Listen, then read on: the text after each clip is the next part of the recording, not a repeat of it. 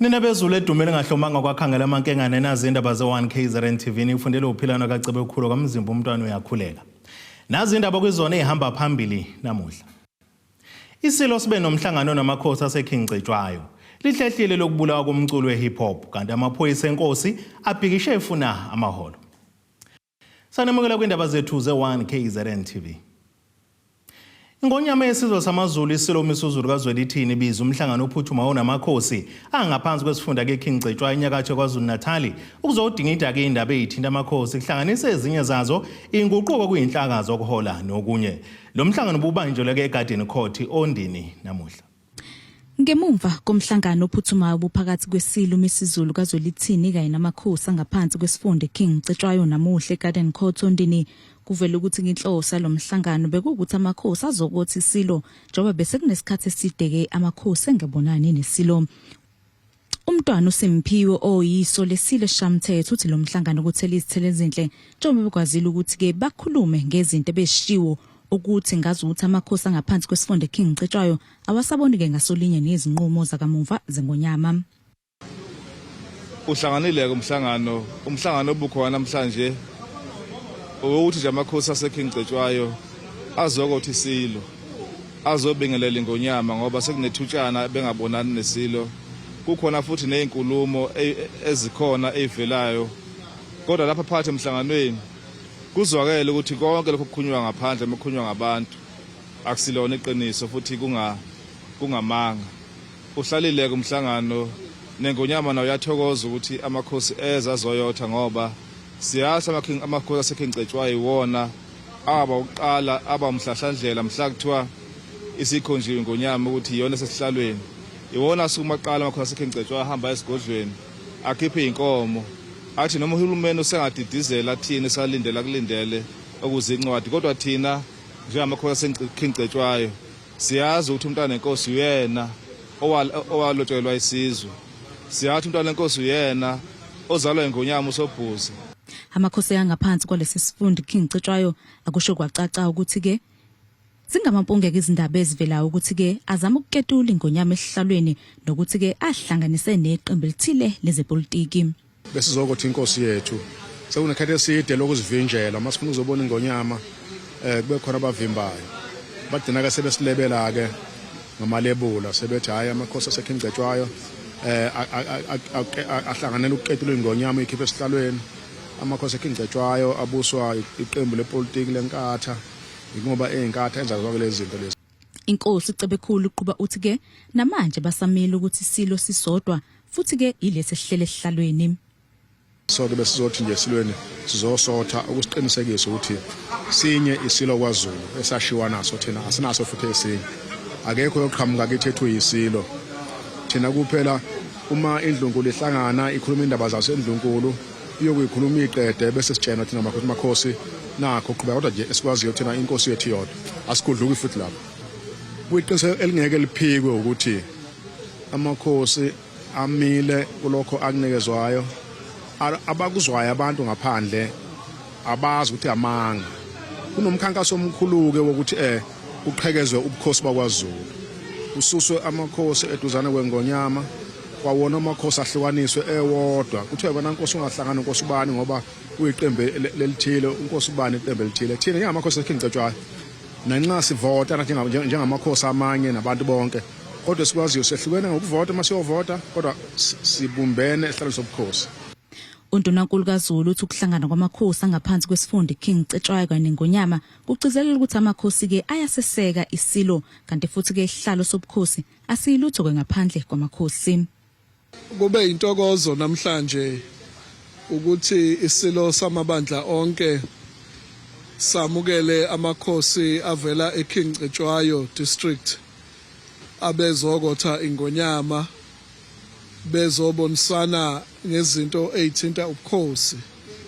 Isilo sikuthokozele kakhulu ukuba sihlale namakhosi usuku lonke. Amakhosi akwazi ukubeka imbono yawo kodwa kusemqoka ukuthi amakhosi avuselele engonyameni ukuthi asemva kwayo ingonyama ayeseka nokuthi ingonyama igcizelele ukuthi ubukhosi abulutho ngaphandle kwamakhosi aseke isihlalo. Ngakho-ke umhlangano uhambe kahle kakhulu futhi umhlangano namhlanje usuzale imihlangano eminingi eyaphambili ezokwazi ukuthi iqinise isihlalo nokuthi ukubusa kwengonyama kubuswe phezulu kweinsika ezobukhosi. Lezi izindaba zo1KZNTV, mina nginguSamkethiswe Ngqulunga Msondeni. Bagcine itokisini ezahlukene abasola abahlanu ababhekene nezinsolo zokubulawa ngomculo we-hip hop Kenan Forbes owaziwa kakhulu nge-AKA kanye nomngane wakhe uTebelo Mkwena abadutshulwa babulawa ku-Florida Road eThekwini ngonyaka oyedlule. Laba bebevele kafishane enkantolo kaMantshasa eThekwini namuhla. Counts 6 to 10 attempted murder. Counts 4 and 5 unlawful possession of firearms and commission of suspects. So the two are facing 10 counts. Lolu olunye uhlu lwamacala laba ababekwe wona esewonke ayisithupha kona ahlobene nokubulala okutholakala nesibhamu kanye nezinhlamvu. Isaqala inkantolo umbuso okuvezwe kwabasobala ukuthi singafakwa isicelo sebheyili ngoba basafuna ukuqhubeka nophenyo. Ngesikhathi labasola bengena enkantolo bebezimbozile ubuso kodwa kwathi emva kwekhefu lesikhashana umanje ubese baphoqa ukuthi bazembule ubuso ngoba leli icala elivulelekile futhi azikho izizathu abekelwe zona zokuthi basifihle. Why are the accused covering themselves? Is there any particular reason? From the sake of the See what I mean? This is an open court. Well, why should they cover themselves? Labasola sebebonke baboshele icala la AKA bayisikhombisa kanti ababili basaboshelwe esazini njengoba namhlanje bekuvela abahlanu. Okuvelile ngokomishona wamaphoyisa kuzolonke uthi kukhona ukuxhumana abakwenzayo nobaseswazini osekulindelekile ukuthi laba balethwe kuleli ngokulandela imigudu efanele ukuze bezobhekana namacala abo. Ukomishona wamaphoyisa kulesi sifundazwe uthi kubathusile ukubutshwa kwezindaba zophenyo lwabo mayelana nokubopha laba babili abaseswazini ngoba bekuyinto bebeyenza ngokucophelela ukugwema ukuthi laba bengabaleki. But unfortunately, we don't know how it happened in Swaziland that the entire affidavit for application asking the Swazi to go and arrest those people, that ended up in the middle. All of it, as I'm sure you have read. And that is disappointing. We are very disappointed about what transpired in Swaziland, especially because police officers arrested them on Saturday, but the news broke on Monday. So we don't know how it happened, the names of those suspects. So immediately, it made life difficult for us to get the last two because they started running. And eventually, we found them on Tuesday. That's why we had that late briefing on the day. Ubabaka AKA uTony Forbes naye ubekhona enkantolo waveza ukuthi kusanzima ngoba ingane yakhe ayisekho emhlabeni kodwa kuyamjabulisa uma kukhona umnyakazo owenzakalayo ikakhulukazi ngalabo baboshiwe kodwa okunye bekuvisile ngesikhathi kusaqala enkantolo ukuthi kumphatha kabi ukubabona beyimbozile ngoba okubalekile ukuthi bavele uyafuna ukubaza ukuthi bangobani nokubabona nasebusweni. Umsola wokuqala wesine nowesihlanu bazogcina isitokisini samaphoyisa eChatsworth kodwa ngaphakathi enkantolo umsola wesine ngokommeli wakhe okwaveza izikhalazo zokuthi akaphethwe kahle isitokisini samaphoyisa saseChatsworth kodwa lokho kwaba udaba oluzoxoxa eceleni ukubheka ukuthi eziphi ezinye izindlela ezizokwenzakala ukuze engezi kuyigcina ehlukumezeka. Umsola wesibili nowesithathu bona bazogcina ejele laseWestville. Icala lihlehlele umhla ka-6 kuMarch kubona lonyaka uzolalela ukufaka kwesicelo sebheyili.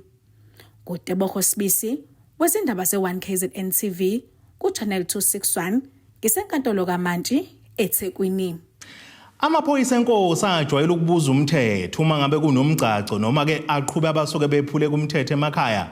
Adelile angebelibalele lishisa likhipha umkhovetsheni namuhla angenela umbhikisho obubheke emahhovisi omnyango wezindaba zomdabe Richards Bay enyakatho nelekaMthaniya ekhala ngenkece. Lamaphoyisa axoxisane neziko lezindaba athi afuna uhulumeni wabonelele nawo ngomhlomulo wanyanga zonke athi asekhathele ukuholela ngemali ebeyiphepha ke libomvu ukuhola kisicephu noma kuyibhodlela kagologo uma ngabe kade siza ababopha isifungo sokuganana emakhaya. Amaphoyisa enkosi avele ezindaweni ezahlukene ngaphansi kwesifunda iKing Cetshwayo kumbhikisho wokufuna amaholo obuse-Richards Bay namuhla. Laba bathi likhulu iqhaza balibambile emphakathini bathi badinga umhlomulo wanyanga zonke. Le mashi ibaluleke ukuzwakalisa ubuhlungu kuhulumeni ukuthi laba bantu basebenza 1 babuza umthetho bashadisa bamema abantu ukuthi bezohlangana ukuze kukhulunywe bephinde beyobhalisa kwa Home Affairs but they getting nothing kuhulumeni. So ke babaluleke ngani ingakho ke bethi no nabo bakudeserve njengamalungu omkhandla abayingxenye enkulu yokuhlaliswa kwabantu ukubonelela ukuze imkhandlu yamakhosi ibalance kahle engabhuqa amakhosi ethi yawa recognize ebabantu aletha kubizitha ondaba ezitha engawa recognize shoto amakhosi awaphuma ufuna izitha noma kuphuma indoni.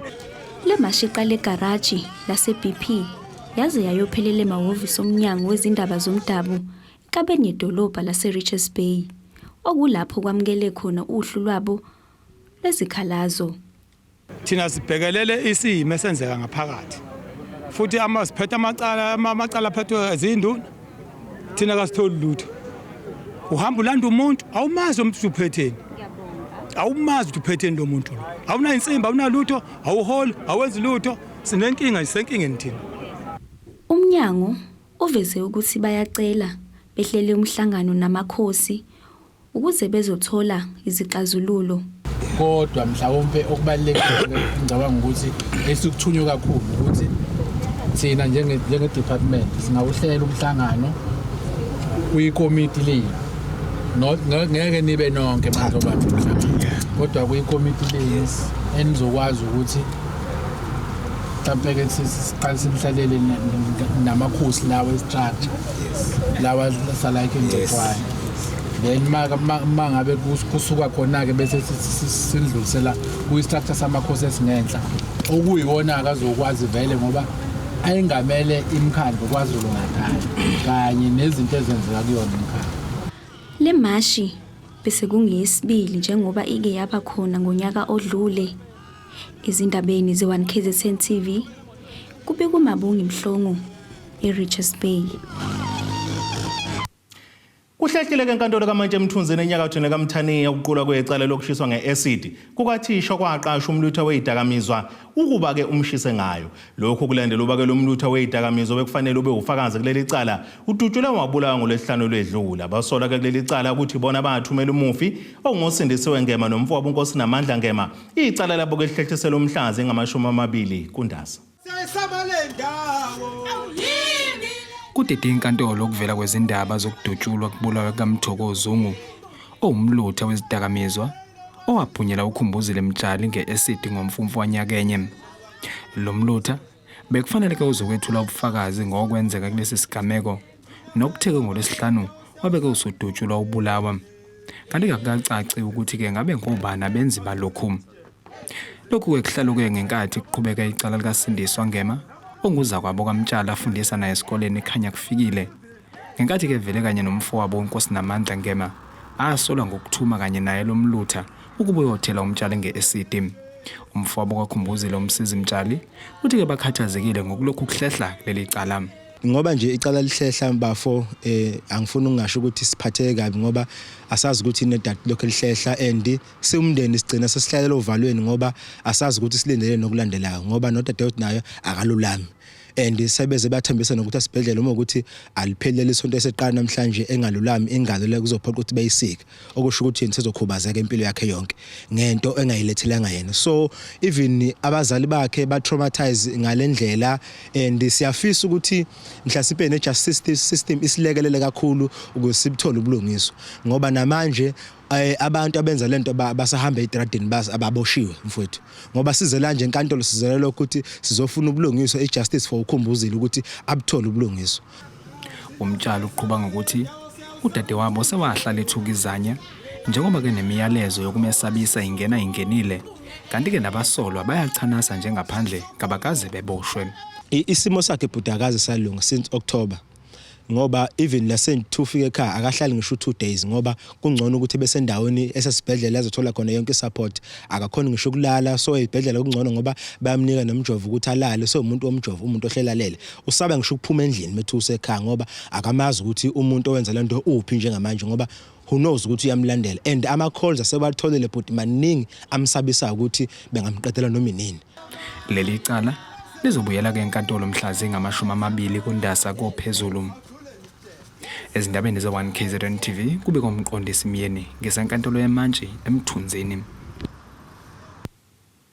Ake sithi shelele itolo nenabesilo sobuye sibuye nezinye izindaba.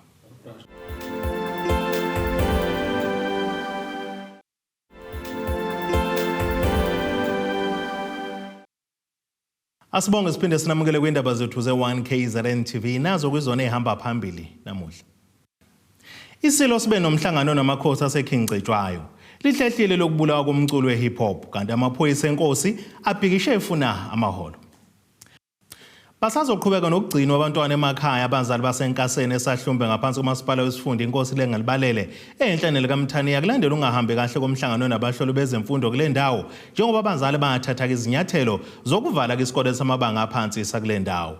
Labazali bavalekele isikole ngeviki ledlule ngoba abafundi bebengenabo othisha kusukela ngosuku lokuqala kuvulwa izikole ngomasingana. Kuphoqeleka kuba umphakathi wasenkaseni uzitholele ngokwabo uthisha ozofundisa ibanga lokuqala enkaseni primary ngaphansi kwesifunda inkosi Langalibalele lokhu kuze emva komhlangano wabazali nabahloli obubanjelwe kulesi sikole namuhla. Unyaka uqala izingane ziqala ukubona umbombo othisha lana kuleli klasi azange aze abe khona uthisha kukhomba ukuthi ke buka ke emsakazi ukuthi abantwana bethu isikhathi siside kangaka kunabantwana cishe abazohlolwa njengamanje kutholakale ke thina ukuthi kulaba bethu abantwana akaze bawuboneke umbombo kathisha kusho ukuthi ke ngingayibeka ngithi nje ke emsakazi ibikade isebambeleni thisha omkhulu ukusho ukuthi ke uthisha omkhulu ke wethu oyibambela ubekade ekhulume ngakhulukazi nomnyango kusho ukuthi ake ngithi ke abahloli umnyango wezemfundo kusho ukuthi ke uma ekhuluma ke nomnyango wezemfundo bamethembisa ukuthi othisha bazoba khona ake ngithi nje noma ngenyanga ephelileyo kusho ukuthi ke sesihlale ke sahlala sibona othisha ke bengafiki sakubuka ke lokhu ukuthi ngazathi akunyatheli ngonyawo oliya phambili osekugcine ke seke sesibiza ke abazali sesibabikela ukuthi ngazathi uthisha mkhulu oyibambela uthanda ukwehluleka na labazali bavala lesi sikole ngeviki ledlule ngoba abafundi bengenabo othisha kusuka kuvulwa izikole kulonyaka.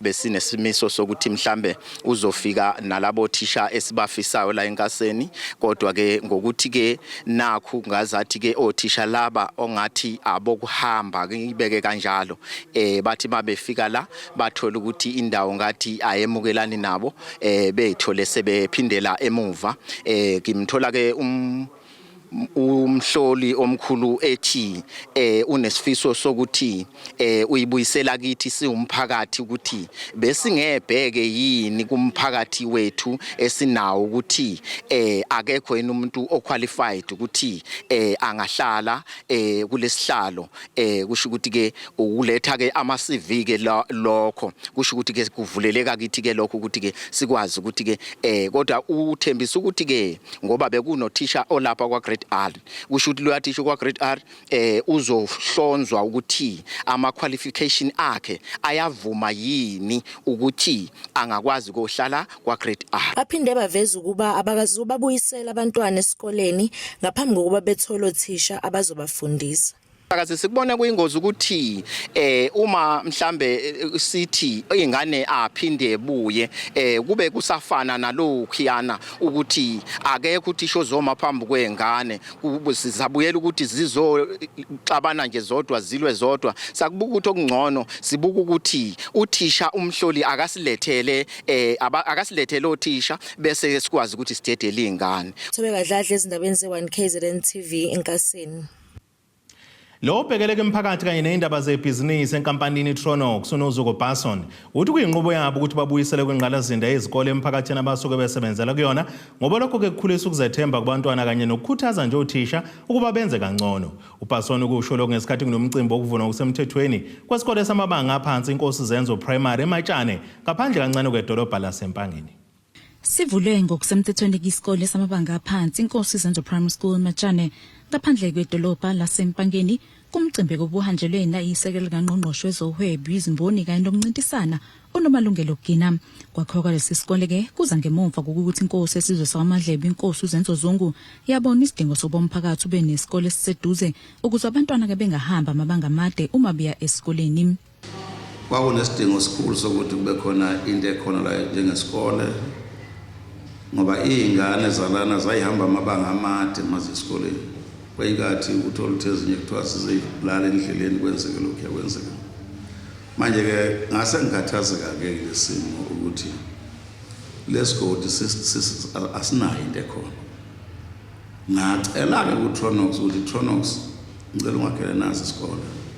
Ngenhlanhla ke sase sivele sesiphumelele isicelo sethu kwa education sokuthi isikole singakhiwa. Loke obhekelela imphakathi kanye nezindaba zebhizinisi kwaTronox unozuko Bason uthi ke kuyinqubo yabo ukuthi ke babuyisele emphakathini ekakhulukazi ingqalasizinda yezikole ngoba ke imfundo iyona bayithi ke bayiqhambisa kakhulu ukuze ke kuthuthuke imphakathi abasebenza ngaphansi kwayo. As a Tronox, we believe Uguti investing in infrastructure, schooling infrastructure, more importantly, it plays a very big role in boosting the confidence of umntwana, but also it motivates the teachers and the leadership of the school to give their utmost best in producing good quality or high quality of learners. We do believe that, investing in education cannot be the government's role only, and as an organization, we want to play an active role in supporting government, in uplifting the community, but also investing in the next generation of leaders. Inkosi uZungu ithi ke izenzo zobugebengu ngeke bamelane nazo kube senxusa umphakathi kuba ke uyinakelekele ingqalasizinda zawo ngoba ke iyona ebasizayo kunokuthi ke ingane ziye ezikoleni ezikude. Impahla yomphakathi impahla yabo ngoba nabo laba benza lemkhubo engasile bayazi ukuthi mabe sebenzele izingane ngisho azingazalwa nesizelo ifalazo lesikole lesi ofuneka basigcine sinje ngoba sinje ngoba isizukulwane nesizukulwane siyofika esikole sikhona. Nezigezi indaba ze1KZNTV mina ngingosamkethiswe Nqulunga ngaseMatshane. Ake siphinde siye etonanene besilo sobuye sibuye nezinye zeindaba.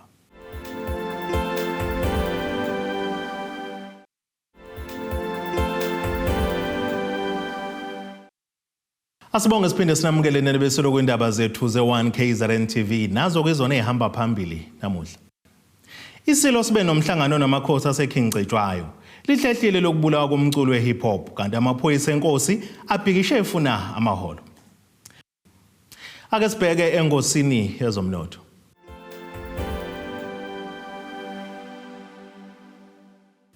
Iranda kuleli ngu-16.25 kwidola laseMelika bengu-20.86 maliqhathaniswa nempondo yaseBrithani bengu-24.88 maliqhathaniswa ne-euro yase-Europe kanti intengo yegolide bengu-$2,036.77 ounce kuthi intengo yoyilo ongahluziwe yona bengu-$83.68 umphongolo. Ake sibheke engosini yezemidlalo. Umqeqeshi wosuthu lwamabheshankone ezikaNkotheni uPablo Cijimpi Martin uthi ufuna ukusikhiphela kwiMorocco Swallows isibhongo sokunenebulwa eMamelodi Sundowns ngamagoli amathathu eqandeni kumdlalo weDStv Premiership. Lo mqeqeshi emidlalweni weSundowns egcwele ukuzethemba futhi kusobala ukuthi ubone iqembu lakhe lingabuya nawo kwamaphuzu agcwele kompetha beligi. Amagoli amathathu kaLucas Ribeiro awashaya esiwombeni sesibili salomdlalo obuse Lucas Versfeld ePitoli ashintshise uCijimpi iculo njengoba besebheke ukusikhiphela isibhongo sakhe kwinyoni ebomvu ngenkani iSwallows. AmaZulu azokwamukela ke iSwallows ehaqwe izinkinga zangaphandle kwenkundla emidlalweni weDStv Premiership ngolwesibili ngokugamanxa kwehora lesikhombisa kusihlwa enkundleni eKingswell Stadium eMlazi eThekwini. Ake sibheke naso isimo sezulu esingalindeleka.